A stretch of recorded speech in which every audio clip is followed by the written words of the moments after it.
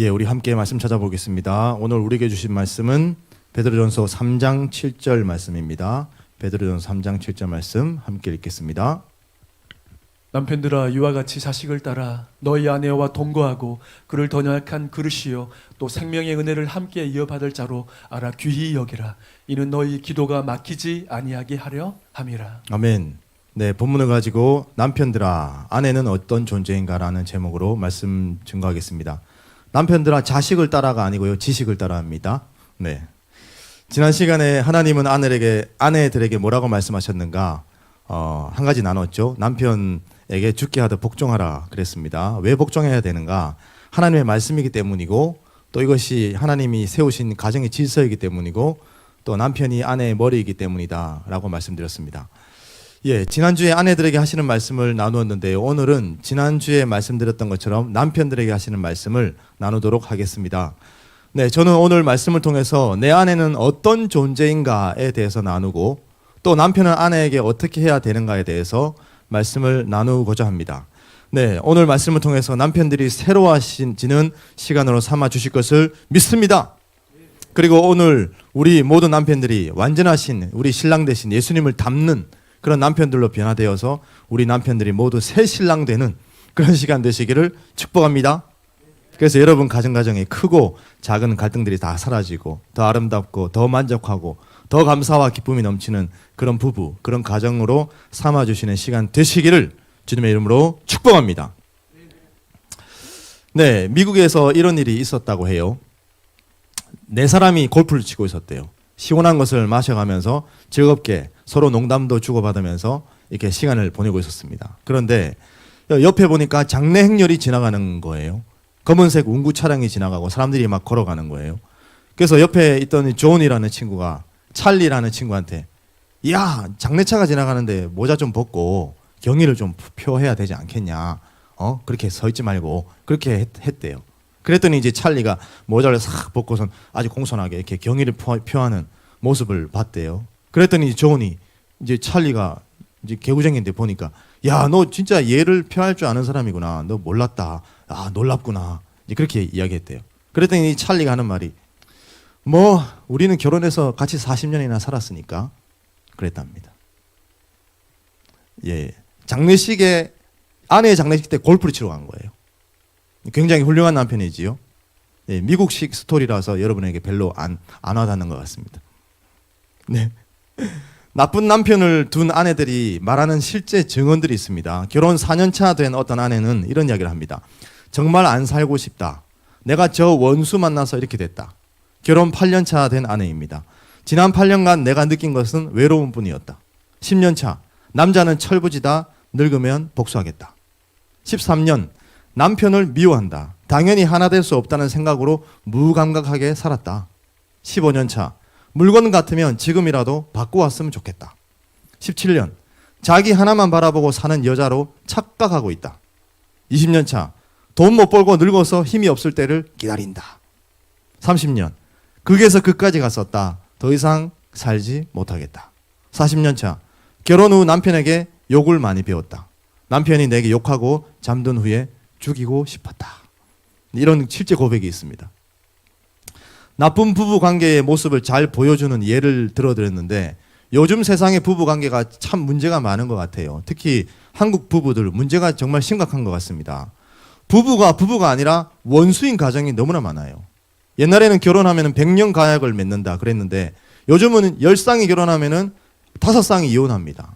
또 간통법 폐지로 인해서 도덕적 문란함이 판을 치고 있는 나라가 바로 우리가 살고 있는 이 대한민국의 현재의 모습이라는 것입니다. 심지어 주님을 믿는 가정에서도 수많은 불화가 있어요. 다툼과 갈등이 있고 심지어 이혼까지 하게 되는 그런 사례들이 안타깝지만 많이 있는 것이 사실입니다. 자, 왜 이러한 일이 있는가? 그것은요, 성경이 말씀하는 아내가 아니어서 그런 거예요. 또 남편이, 하나님이 말씀하시는 남편이 아니라서 그런 것입니다. 여러분, 우리가 우리의 행복을 위해서 명령하시는 하나님의 말씀대로 살면은 절대 이러한 일이 일어날 수가 없는 것입니다. 여러분은 하나님이 말씀하신 그 남편처럼 되기 원하십니까? 여러분은 정말 좋은 남편이 되기 원하십니까? 그래서 진짜 행복하고 기쁘고 만족하는 삶을 누리고 싶으십니까? 그렇다면 오늘 이 말씀을 잘 들으시고 그 말씀대로 변화하는 저와 여러분 되시기를 축복합니다. 자, 우리가 하나님이 말씀하신 좋은 남편이 되려면 먼저 내 아내가 어떤 존재인지를 알아야 됩니다. 오늘 본문에 보니까요. 남편들아 이와 같이 지식을 따라 너의 아내와 동거하고 그랬어요. 알고 같이 살아라 이 말이에요. 자, 이 본문 주의를 통해서 이 본문이 말씀하고 있는 진짜 뜻을 우리가 파악해야 될 필요가 있습니다. 자, 지식을 따라 아내와 동거하라 그랬는데 이 주석은 뭐라고 말하냐면요. 베드로는 남편들에게 단지 아내와 성적인 관계를 유지하라고 말하는 것이 아니라 지식 또는 이해를 가지고 그렇게 살으라고 말하고 있는 것이다. 하지만 이 번역문은 아내와 함께 사는 것은 단순히 육체적인 기능이 아니라 남편이 아내를 어떻게 대해야 할 줄을 알고 살아야 한다는 뜻이다. 남편이 아내를 어떻게 대해야 될 줄 알고 살으라 라고 하나님 말씀하셨다는 거예요. 자, 아내를 대할 때 네 생각대로 하지 말고 네 마음대로 하지 말고 하나님이 어떻게 하라고 했는지를 제대로 알고 아내를 대하라고 하나님을 말씀하셨습니다. 자, 그러면 그 지식을 함께 가져보도록 할까요?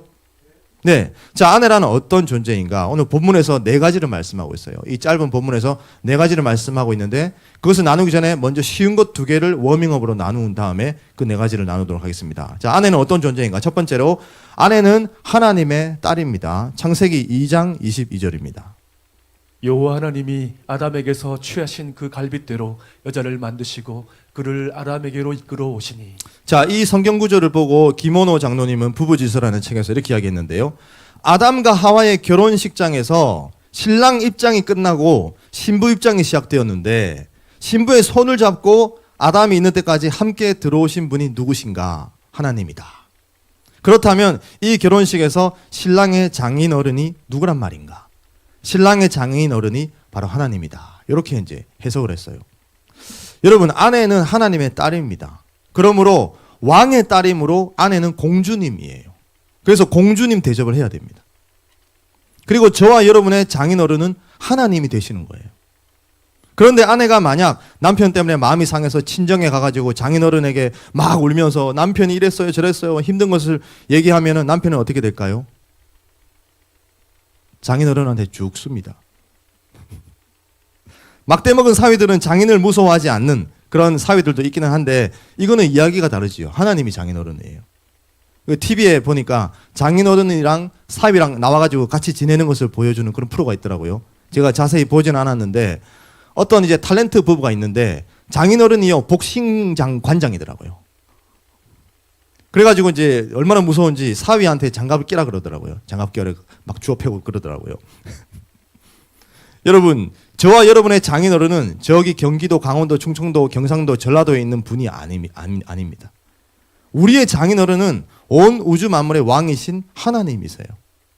그리고 그 하나님은 아내의 고향에 있는 장인어른처럼 내가 가정에서 아내에게 어떻게 하는지 아무것도 모르는 게 아니라 그분은요 나의 모든 말과 행동과 심지어 내 마음속과 숨은 생각까지도 불꽃 같은 눈으로 다 꿰뚫어 보고 계시는 전지전능하신 하나님이세요.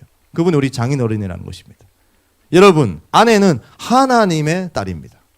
그래서 남편은 아내를 대할 때 귀하게 여기고 소중히 여기고 때로는 조금은 두렵고 떨림으로 대해야 합니다. 자, 아내는 어떤 존재인가? 두 번째로요. 아내는 주님의 친동생이에요. 자, 김호 장로님이요. 사실 이 부부 관계가요 굉장히 엉망이었대요. 김호 장로님 굉장히 사이 좋아 보이잖아요. 그죠? 보신 분 아실 텐데. 근데 엉망이었대요. 장로님이 이렇게 표현을 하시더라고요. 이런 말을 잘 안 쓰시는 분인데 이런 표현을 하시더라고요. 나는 정말 개떡 같은 부부의 삶을 살았다. 그런 고백을 하시면서 이제 나이 50세가 돼가지고 이제 깨어진 부부 관계를 회복하기 위해서 생명을 거는 기도를 드렸대요. 이 장로님이. 그때 주님이 주신 응답이 이거였다고 합니다. 네 아내를 내 친동생으로 생각하거라. 그러셨대요. 로마서 8장에 보니까 예수님은 하나님의 맏아들이다라는 말씀이 있는데요. 따져보면 예수님이 하나님의 맏아들이시니까 내 아내가 주님의 친동생이 맞죠. 그렇죠? 네, 이 음성을 듣고 나서 장로님이 이렇게 고백하시더라고요. 나는 주님의 그 음성을 듣고 나서야 아내가 주님의 친동생이라면 얼마나 귀한 사람인가. 내가 친동생에게 함부로 해도 되는가? 라는 사고방식을 갖게 되었으며 이 생각이 아내를 대하는 나의 모든 태도의 변화를 일으켰다. 이것이 우리 부부가 회복하게 된 중요한 출발점이 되었다. 나의 아내가 예수님의 친동생이라면 하나님이 주신 최고의 인물, 최고의 선물임이 분명하다. 주님은 아내를 소중히 대해주기를 원하신다. 그렇게 이야기했습니다. 네. 자, 세 번째 아내는 어떤 존재입니까? 본문을 통해서 한번 살펴보겠는데요.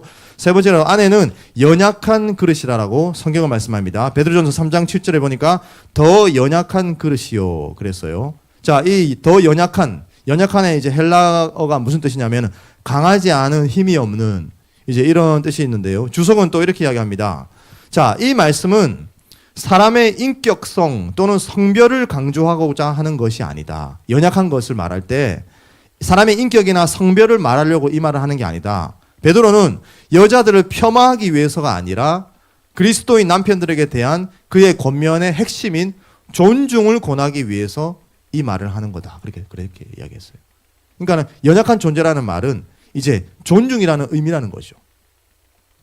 자, 아내와 동거할 때 아내를 어떻게 대해야 되는지 지식을 가지고 동거해라 그랬죠.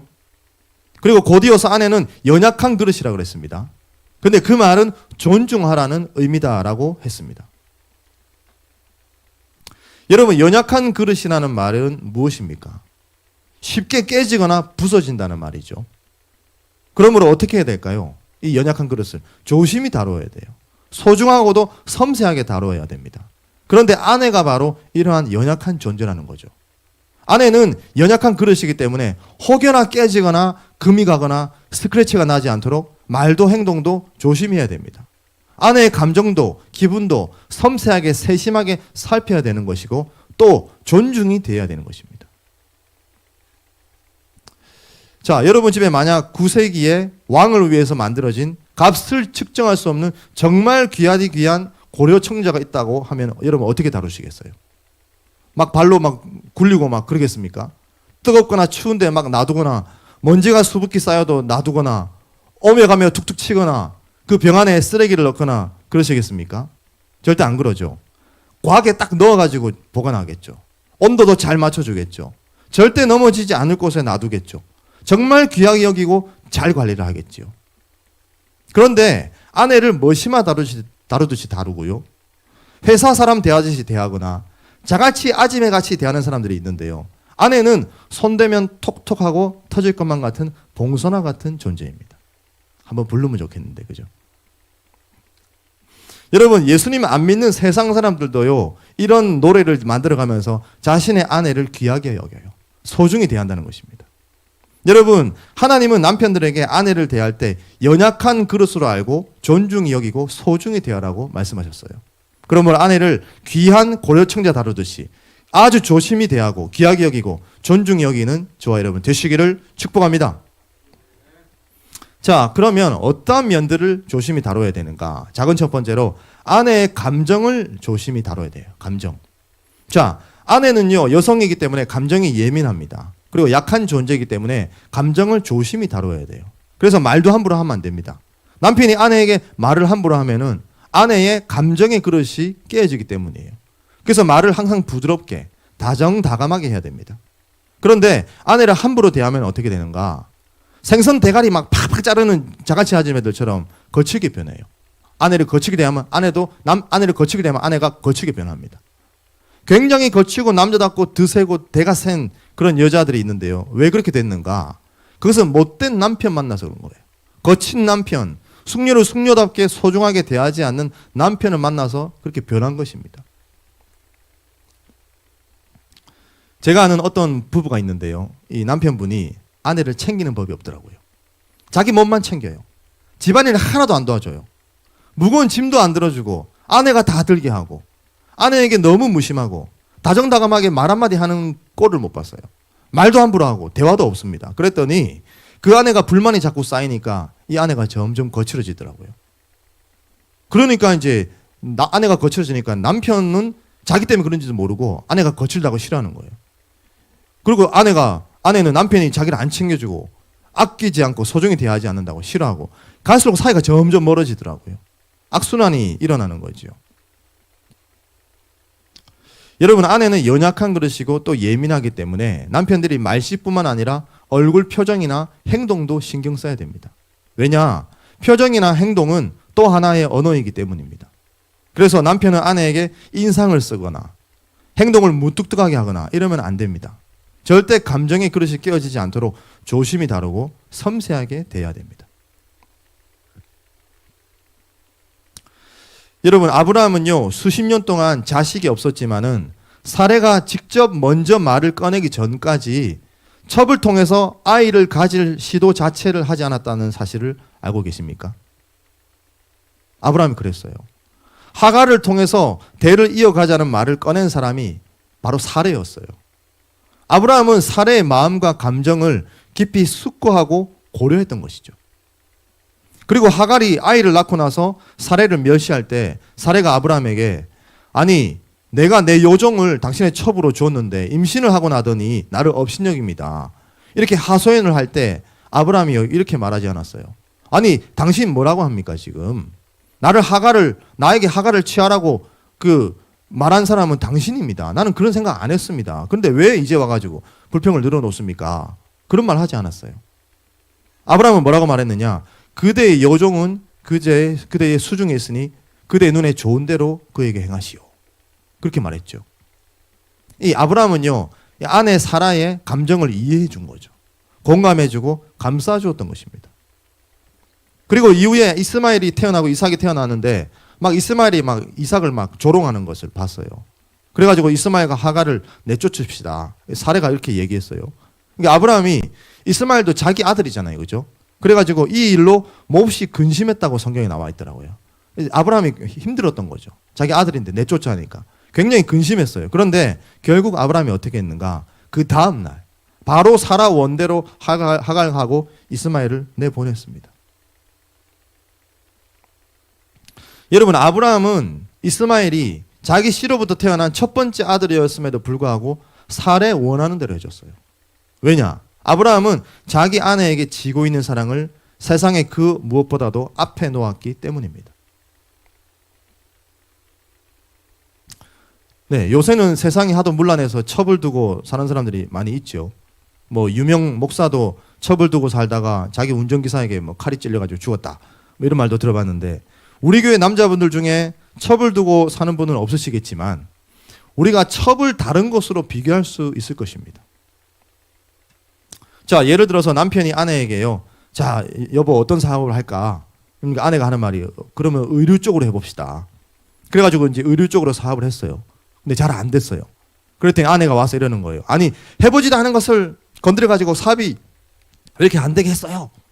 불평한다면은 남자가 아니 당신이 하자 해놓고 나한테 왜 그러십니까?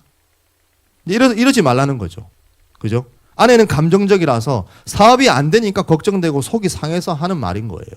그러면 그것을 이해하고 남편은 사업이 안 돼서 마음이 상하지. 미안합니다. 내가 열심히 하겠습니다. 이러면서 먼저 아내의 감정을 만져주고 뒤에서 열심히 해서 사업이 잘 되게 하면 되는 것이죠. 이게 아브라함처럼 멋진 남편 아니겠습니까? 그렇죠? 여러분, 남편은 책임자입니다. 아내가 불평을 해도 받아주고 해결 방법을 모색하는 것, 그것이 남편인 줄 믿습니다. 아브라함을 본받는 저와 여러분 되시기를 축복합니다. 예, 남편은 아내의 감정을 조심히 다루어야 합니다. 그래서 말하기 전에 먼저 아내의 감정이나 기분을 깊이 생각하고 조심히 말을 해야 될 줄로 믿습니다. 예, 아내가 열심히 정성을 다해서 밥을 차려줬으면 간이 좀 안 맞아도요. 맛이 와 이렇노? 제 경상도 사람이니까. 반찬이 와 이렇게 짜노? 내가 김장김치가 내를 절일 일이 있나? 이러면 아내의 마음이 어떻겠습니까? 그죠? 아내 감정을 생각하고 음식이 좀 입에 안 맞아도 차려주면 맛있다고 먹고, 그죠? 그렇게 해야 되지 않겠습니까? 음식 가지고 불평할 거면 요리사랑 결혼하지. 안 그래요? 그리고 음식을 해가지고요, 자기 엄마 맛을 내는 게 쉬운지 아십니까? 절대 쉬운 일이 아니에요. 여러분 요리해 보십시오. 그 맛이 나는지. 여러분이 요리를 해보면 그 맛을 내는 게 절대 쉬운 일이 아니라는 것을 알게 될 거예요.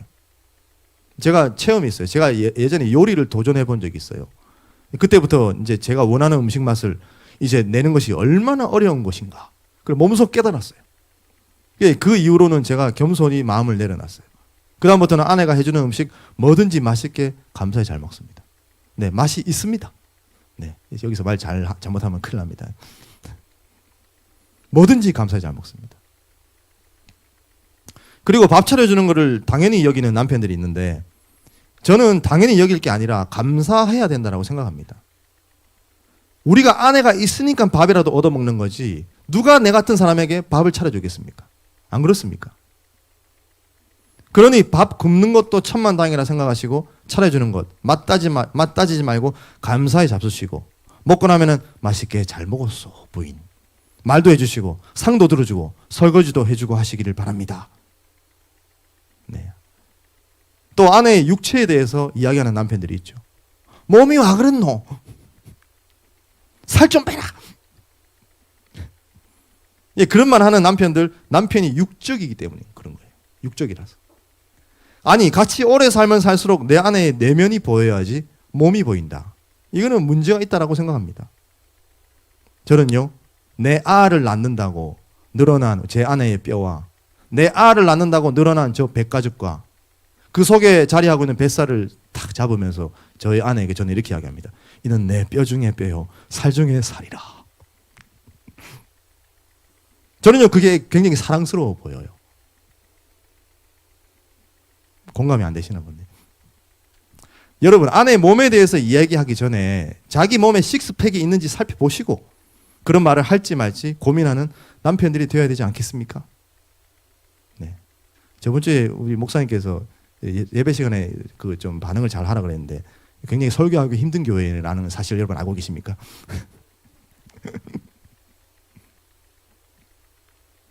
남편은요, 언행을 할 때 아내가 어떻게 느낄까, 어떻게 생각할까를 항상 고민해야 됩니다. 왜냐? 아내는 감정이 약한 존재이기 때문이에요. 그리고 아내에게 거친 언행은 안 한다고 치더라도 아내에게 너무 과묵한 남편들이 있어요. 이제 김원호 장로님이 이런 이야기를 하더라고요. 남편이 아내에게 할 수 있는 가장 잔인한 일은 아내에게 말을 안 하는 것이다. 남자들이 삐지면 말을 안 하잖아요. 그죠? 그게 굉장히 잔인한 일이래요. 18세기 영국의 기독교 문인이자 정치인이었던 디즈레일리는 이런 얘기를 했습니다. 가장 과묵한 남편은 가장 싸나운 아내를 만든다. 남편이 너무 조용하면은 아내는 싸나워진다 그랬어요. 제가 앞에서 말씀드린 그 남편이 그죠? 바로 그런 사람이죠. 아내하고 오붓하게 대화는 안 하고 맨날 TV만 봐요. 남자들이. 그러니까 아내가 싸나워지는 거죠. 물론 말이 너무 많은 남편을 싫어하는 아내도 있긴 하죠. 남자가 늙으면 여성 호르몬이 나온다 하더라고요. 그래가지고 잘 삐지고 여자처럼 변한다 하더라고요. 말도 많아지고. 어쨌든 일반적인 이야기를 지금 하고 있는 것입니다. 자, 아내에게 있어서 대화는 아주 중요하고 큰 부분입니다. 사실 아내에게 아무리 많은 불만족과 문제가 있어도 사실 남편이 아내하고 대화만 충분히 한다면 그 문제의 80% 이상은 해결될 거라는 그런 말이 있습니다. 부부가 싸우게 되면은 아내는 말을 하려고 하고 남편은 말을 안 하려고 하는 특징이 있는데 남편은 아내와 다툼이 있건 말건 남편은 아내의 대화 상대가 되어줘야 돼요. 아내의 말을 들어줘야 합니다. 왜냐하면 아내에게 있어서 대화는 중요하기 때문이에요. 대화를 통해서 감정 정리가 되고 치유가 되기 때문에 남편은 반드시 아내의 말을 귀 기울여서 들어줘야 합니다. 그리고 남편은 아내를 사랑한다는 표현도 많이 해야 됩니다.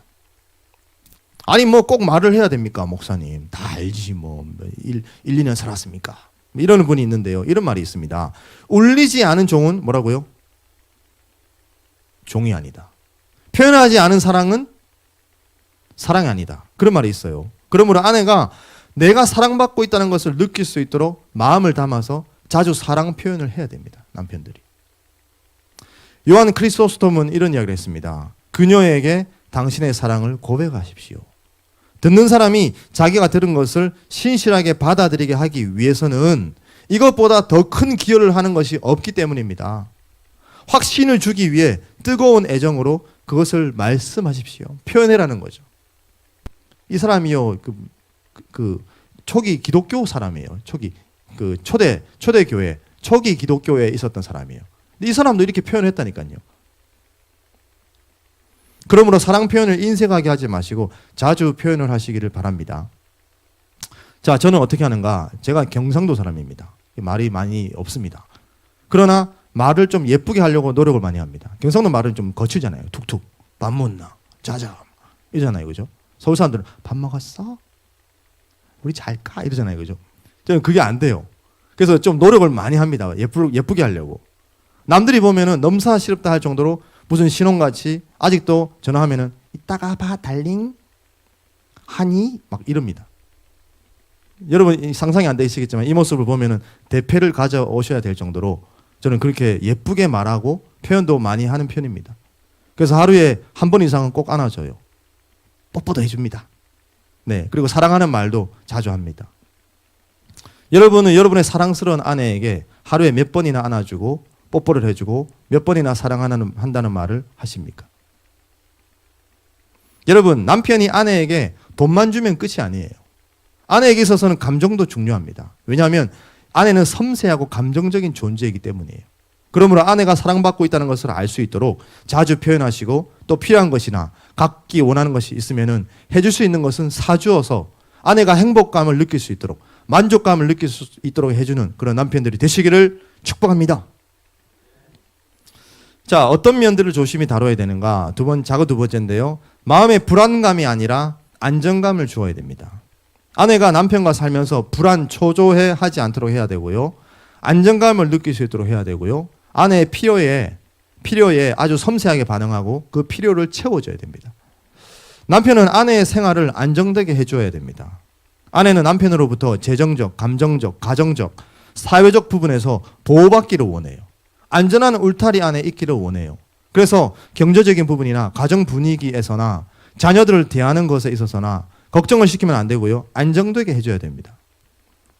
남편이 무책임하게 막 밖으로 나돌고 자기 할 일만 하고 가정에 신경도 안 쓰는 남편들이 있는데 남편은 아내를 불안하게 하게 해서는 안 돼요. 모든 면에서 기댈 수 있는 존재가 되고 아내가 안정감을 느낄 수 있도록 해줘야 됩니다. 예, 아내는 깨어지기 쉬운 연약한 그릇이기 때문에 예, 이런 여러 가지 면, 감정적, 재정적, 사회적으로 잘 보호해주고 챙겨주고 잘 이게 모든 면에서 안정감을 느끼고 행복하게 살 수 있도록 해줘야 됩니다. 아내와 가정에 자상하고 따뜻하고 배려심이 있는 남편들이 다 되시기를 주님의 이름으로 축복합니다. 자, 아내란 어떤 존재인가? 네 번째인데요. 자, 생명의 은혜를 유업으로 함께 받을 자다. 이렇게 성경은 말씀합니다. 베드로전서 3장 7절입니다. 남편들아 이와 같이 지식을 따라 너희 아내와 동거하고 그를 더 연약한 그릇이요 또 생명의 은혜를 함께 이어받을 자로 알아 귀히 여기라. 네, 자식 아니라 그랬습니다. 지식을 따라. 자, 생명의 은혜를 유업으로 함께 받을 자. 이게 무슨 뜻이냐? 자, 간단하게 말하면요. 예수님으로 말미암아 받게 될 영생을 유업으로 함께 받을 자가 아내라는 뜻이에요. 함께 구원받을 자라는 뜻이에요. 물론 뭐 남편이 구원받고 아내가 자동으로 구원받는 건 아니죠. 어쨌든 하나님은 구원을 가정 단위로 보시는 게 있거든요. 그걸 설명하기엔 시간 너무 긴데요. 어쨌든 같이 구원받을 자라는 거죠. 생명의 유업을 나눌 자라는 거죠. 예, 남편은 그것을 알고 존귀 여기라고 성경을 말씀했습니다. 자, 아내란 어떤 존재인가? 다섯 번째입니다. 예, 귀히 여겨야 되는 자가 바로 아내입니다. 베드로전서 3장 7절인데요. 귀히 여기라. 네, 이 원어에 의하면요, 귀하다는 말이요. 남편은 아내를 대할 때 값어치 있게, 가치 있게, 굉장히 비싼 존재로, 영예롭게 존경해야 되는 존재로 대하라. 이렇게 말씀하고 있어요. 영어 성경에 보니까 treat them with respect라고 나와요. 예의를 갖추고 대하라. 정중하게 대하라. 존중하라. 이제 이런 뜻입니다. 주석에 보니까요, 이렇게 말합니다. 남편은 황제나 다른 사람을 공경해야 하는 것과 마찬가지로 아내를 존중해야 한다. 왜냐하면 아내는 하나님이 만드신 피조물이기 때문이다. 아내는 더 약한 그릇이기 때문에 남편은 자신의 물리적인 우월성과 사회적인 이점을 활용해서 아내를 억누르거나 착취하고자 하는 욕구를 억눌러야 한다. 남편은 아내를 이해해야 하고 아내와 어떻게 함께 살아야 하는지를 알아야 한다 그랬습니다. 왜 귀하게 여겨야 되는가? 아까 네 가지를 말씀드렸던 것처럼 하나님의 딸이기 때문에, 주님의 친여동생이기 때문에, 연약한 그릇이기 때문에 함께 영생을 유업으로 받을 자이기 때문에 귀하게 여겨야 되는 거예요. 여러분 남자들은 차를 참 좋아하죠. 그렇죠? 네, 그래서 새 차 사면은 어떻게 합니까? 닦고 조이고 기름칩니다. 엔진에 물이 갈까봐 운전 살살 합니다. 턱을 지나갈 때도 조심히 지나갑니다. 엔진 오일이나 벨트 제때 딱딱 갈아줍니다. 혹여나 어디 긁힐까봐 애착을 가지고 되게 아낍니다. 비싸게 주고 샀으니까 귀하게 여기죠. 그런데 아내를 대할 때는 자기 자동차보다 못하게 대해요. 아내보다 차를 더 귀하게 여겨요. 차는 번쩍번쩍 세차를 해도 아내가 정기적으로 미용실을 가는지, 피부 관리는 어떻게 하는지, 비타민은 잘 먹고 있는지 전혀 신경 쓰지 않습니다. 차에는 온갖 신경을 다 써도 아내는 가정일 때문에 온몸에 무리가 가건 말건 살피지 않아요. 차는 어디 긁힐까봐 신경을 곤두세워도 아내는 내 거친 말 때문에 감정과 마음이 긁히건 말건 전혀 신경 쓰지 않습니다. 왜 그럴까요? 매일 보는 아내니까 익숙해져서 그런 거예요. 매너리즘이죠. 여러분, 매너리즘은 우리가 정말 경계해야 되는 것입니다. 찬양도 맨날 같은 사람이 부른다고 익숙해져서 은혜를 못 받고, 설교도 맨날 같은 목소리 사람이 한다고 해서 익숙해져서 은혜를 못 받고, 아내도 신혼 때는 하늘의 별도 따줄게, 진짜 잘해줄게 하다가도 시간이 지나면서 익숙해지니까 귀한 줄 모르게 되는 거예요. 여러분, 우리가 마귀만큼 경계해야 되는 것이 바로 이 매너리즘이에요. 여러분, 이 사실을 아십니까? 사실 내 가까이 있는 사람들, 지금 내 주변에 있는 사람들이 내가 제일 고마워해야 되는 사람이라는 거, 내가 제일 감사해야 되는 사람들이라는 거. 늘 본다고 익숙해져서 감사히 여기지 못하고 당연하게 여기는데 아닙니다. 제일 잘해줘야 되고 제일 챙겨줘야 되고 제일 배려하고 감사해야 될 사람이 바로 지금 내 옆에, 내 주변에 있는 사람임을 믿으시기를 바랍니다. 네, 서양 사람들은요, 기독교 문화가 자리해서 그런지 아내를 참 소중히 다루더라고요. 숙녀로 대하더라고요. 할머니가 돼도. 차에 탈 때 문을 탁 열어주죠. 그거 탁 닫아줍니다. 뾰족 구두 신고 계단에서 내려올 때 어떻게 하죠? 손을 탁 잡아줍니다. 문을 열고 들어가는 곳은요, 먼저 앞에 가서 문을 탁 열어주죠. 그리고 지나가게 하죠. 식당에 가면 어떻게 하죠? 안에 먼저 앉도록 의자를 싹 빼줍니다. 탁 넣어줍니다. 아침에 일어나면 이러죠. Honey, did you have a good sleep? 이러면서 뽀뽀를 해주고 안아주고 그러죠. 잘 잤냐고 인사도 하고. 여러분 그거 아세요? 서양에는요, 한 가족이 물에 빠지잖아요. 그럼 건지는 순서가 있어요. 다 빠졌어요. 누구를 제일 먼저 건지는지 아세요? 전도사님 아세요? 아내를 먼저 건집니다. 아내. 2번 누구 건지는지 아세요? 애들 건집니다. 세 번째 누구 건지는지 아세요? 개 건집니다. 개. 그 다음에 남자 건집니다. 개보다 못한 남자 인생. 이게 참 성경적인 나라가 아닌가. 좀 그렇게 생각해요. 참 귀하다 생각했습니다. 한국 남자들은 어떻습니까? 남편이 왕입니다. 식당 가도 숟가락 하나 안 놓죠. 아내 물도 안 부어줍니다. 지 좋아하는 거 덥석 시켜서 처먹습니다. 산책 가도 아내 손 안 잡아줍니다. 지 혼자 뒷짐지고 먼저 걸어갑니다. 아내가 와가지고 팔짱을 살짝 끼면 와리 쌌나? 넘사 싫었구나. 최 집사님 공감이 되시죠? 경상도 말 쓰니까 그죠? 최 집사님 그런다는 말이 아니고, 네. 덥다 마 절로 떨어지라 마. 그러는 남편들이 있어요. 같이 시장도 안 가지만 어쩌다가 한번 시장을 가도요, 파, 감자, 수박, 계란 안 들어줍니다. 지 먹고 싶은 거나 고르고 앉아있죠. 아내가 낑낑대고 주차장까지 들고 왔어요. 물건 실었어요. 외국에는 차 열어준다고요? 차 문이 어디 있습니까? 안에 다리가 하나 올라가면 그냥 가버립니다. 계단에서 내려올 때 손을 잡아줘요? 안 밀면 다행입니다. 식당에서 의자를 빼줘요? 넘사시럽다고 절대 그런 짓 안 합니다. 여러분 질문 드리겠습니다. 나는 식당 가서 아내 의자 빼준 적이 있다 하시는 분.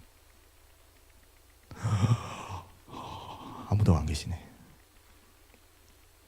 아침에 일어나서 굿모닝 하니 인사도 안 하고 아내가 잘 잤는지 물어보지도 않고 주는 밥도 안 처먹고 출근합니다. 퇴근해서 말 한마디 안 합니다. 점심시간에 시간 날 때 아내에게 전화 한 통 안 합니다. 아내 얼굴 보고 환하게 우는 일이 없어요.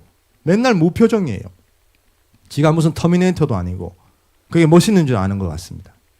아내 생일을 챙겨주기를 하나, 결혼기념일을 챙기기를 하나, 건강을 챙기기를 하나, 아내가 손목이야 발목이야 이래도 마사지도 안 해줘요. 들은 채 만채입니다. 몸이 왜 그 모양이냐 맨날 병원에 가 막 기껏해야 그러죠. 그죠? 남편들이요 자기 몸에 좋다는 것은 이것저것 다 처먹고 다니면서 아내 건강은 별로 신경 쓰지 않습니다. 귀하게 여기지 않습니다. 자기 하나 믿고 시집을 왔는데 천히 여겨요. 혹사시켜요. 어느 순간부터 식모 취급을 하기도 하고 한국 어머니들이 날마다 희생만 하니까 그러려니 하면서 막 부리지요. 아내의 가정과 남편을 향한 숭고한 헌신과 섬김을 가치 있게 여기고 감사히 여기는 것이 아니라 악용하는 거죠. 한국 남편들이요 아내의 생각 별로 안 합니다. 아내의 귀한 줄 몰라요. 호레비가 돼봐야 정신을 차리죠. 진짜 가슴 터지는 일이 아닐 수 없습니다.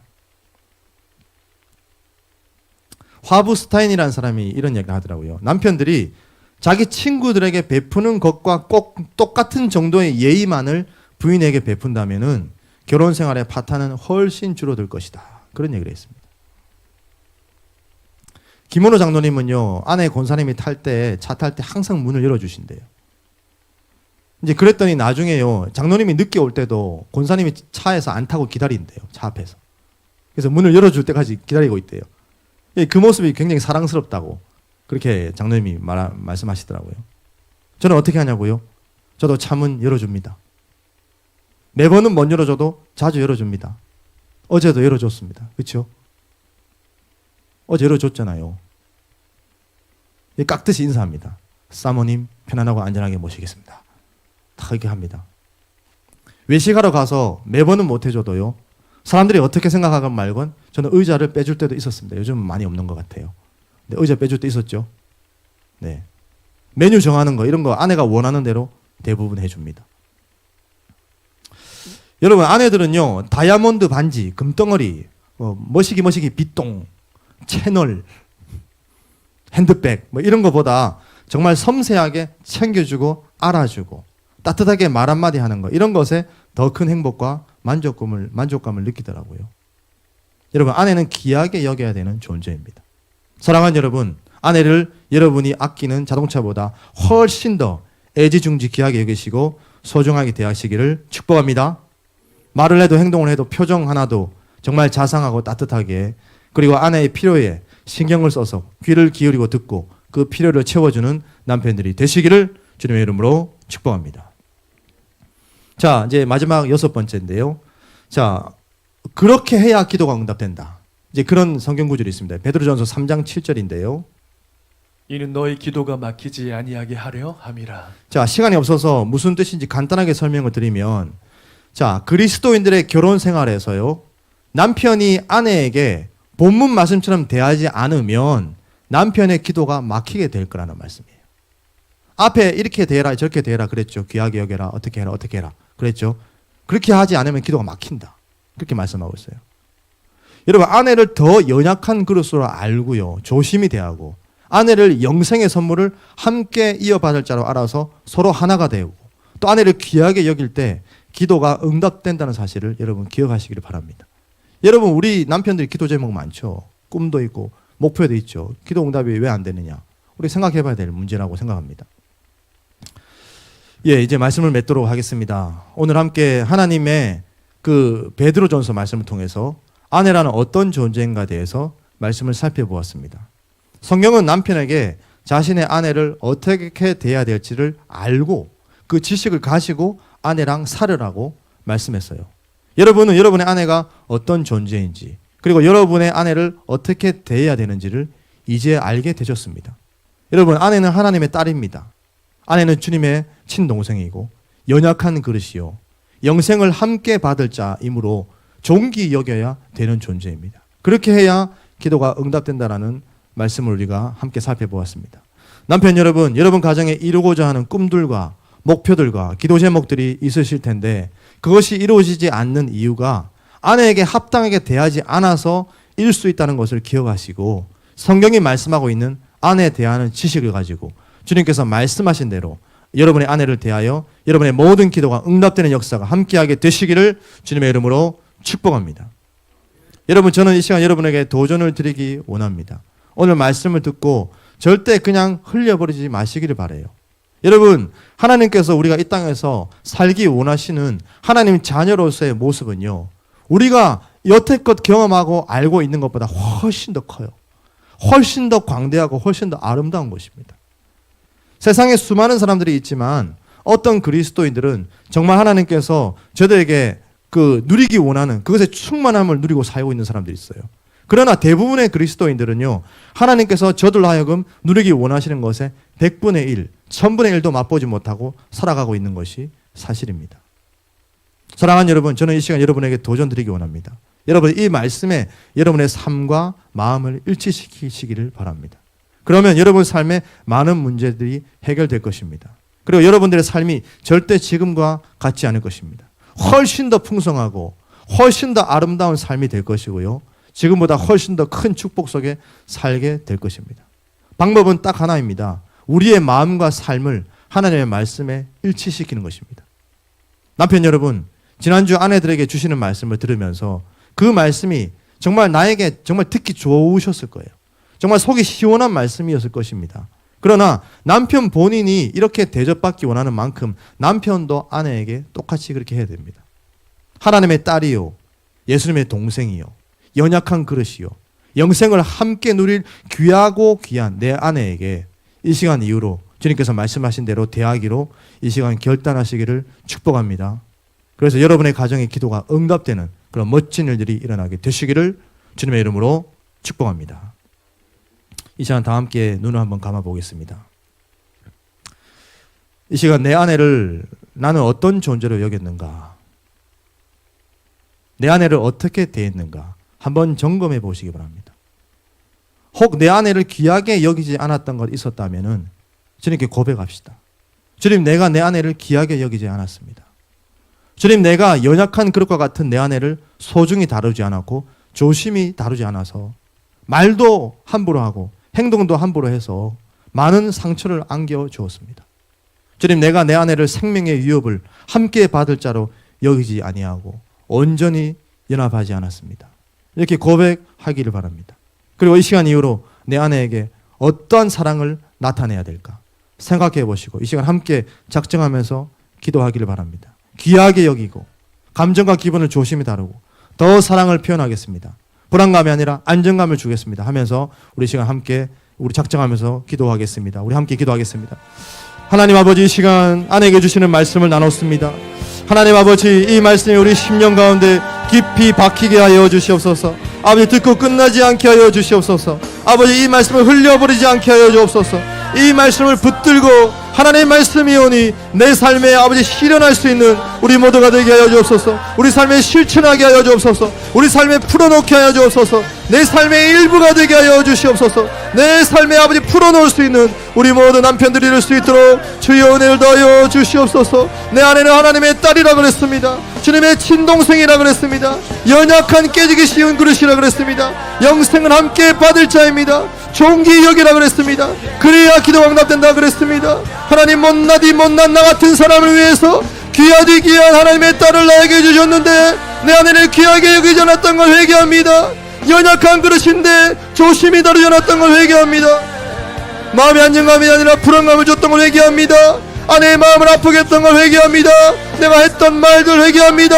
내가 했던 행동들 회개합니다. 용서하여 주시고 아내의 눈물을 흘리게 했던 것, 걱정하게 했던 것, 슬프게 했던 걸 회개하오니 주님이 용서하여 주시고 아내를 존귀하게 여기지 않았던 것 이 시간 회개하오니 주님이 시간 나를 새롭게 하여 주옵소서. 변화시켜 주시옵소서. 아버지, 바꾸어 주시옵소서. 우리 최고의 신랑 되신 예수님 닮은 남편들이 다 될 수 있도록 주여 역사하여 주시옵소서. 내 아내는 사랑과 영예와 존귀의 대상입니다. 이용 대상이 아닙니다. 노예가 아니에요. 시중이 아니에요. 주님, 우리 모든 남편들이 자신을 아낌없이 내어주심 예수님 닮은 자신의 목숨 내어주셔서 사랑하신 예수님 닮은 신랑들이 다 될 수 있도록 역사하여 주옵소서. 여러분 소리내서 기도하시기 바랍니다. 기도 시간이 길지 않습니다.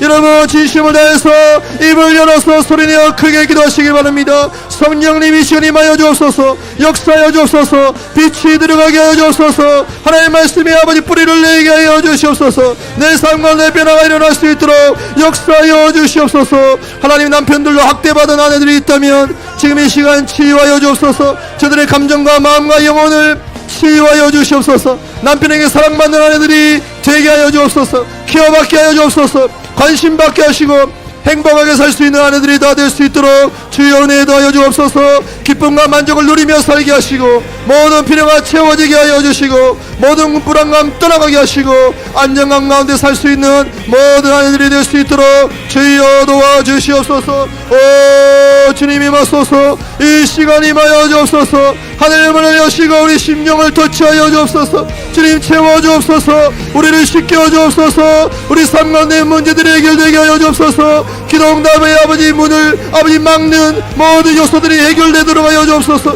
성령님이 시간 우리 심령 가운데 임재하여 주옵소서. 이곳에 역사하여 주옵소서. 우리를 터치하시고 변화시키시고 다 하나님 만나고 돌아가는 이 시간 듣게 하시고 하나님의 음성 듣고 돌아갈 수 있는 이 시간 되게 하여 주옵소서. 이 시간 주님이 필요합니다.